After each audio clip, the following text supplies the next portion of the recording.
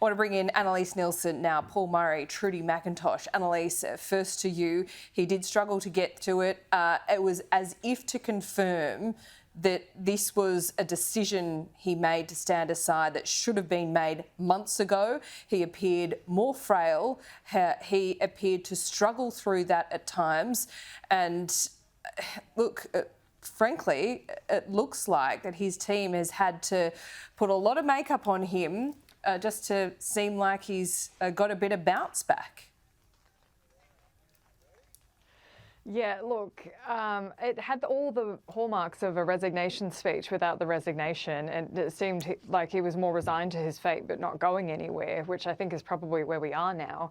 He said he's going to be there for another 6 months, and I don't disagree with you at all. That really sounded like he was struggling to get through that, and at a few moments I simply couldn't understand what he was saying. And this is not in isolation. I say this again because we've been saying it for the last few years. This is not a bad day. He has a stutter. We forgive the stutter. We all misspeak sometimes, but this has been a consistent pattern of behaviour for a long time. And I don't think anyone's going to be looking at that with much confidence. And then the flip side of that is, and what we're hearing a lot from especially Republicans on Capitol Hill, is they're saying our adversaries are watching this. And this looks like a weak moment for America right now. It looks like a vulnerable moment. And that's going to be the discussion over the next few months, depending on how much we see him. He might really just go back to not doing much media. Why does he have to if he's not running again? We might just start seeing a lot more of Kamala. Yeah, I think we will be. And after that performance, you take your mind back to the debate, the subsequent interviews that were meant to alleviate any concerns. That did nothing. And I think even this performance today, Paul, he looked even more frail than he did a couple of weeks ago. Yes, he has had COVID. He's just come out of isolation. We saw him quite unsteady on his feet as he arrived back at the White House yesterday.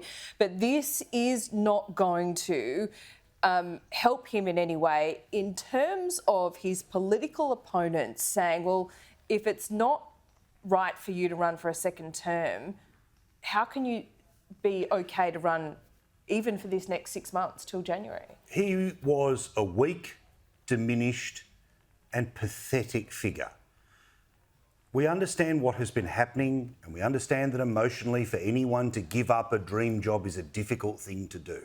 You saw in what he said that I deserve a second term.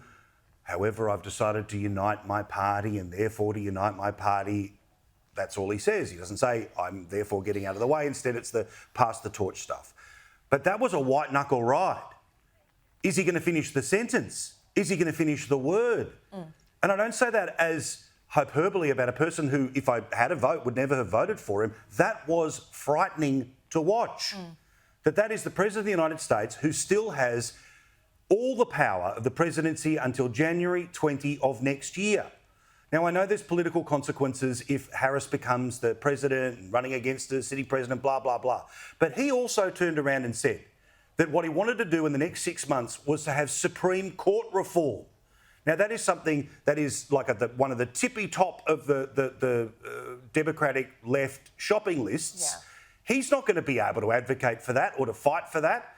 So what you saw was the battle between the ego of the man, the desperation of the people around him, the lie that we have been told increasingly as his health has deteriorated, and an inability to match the moment.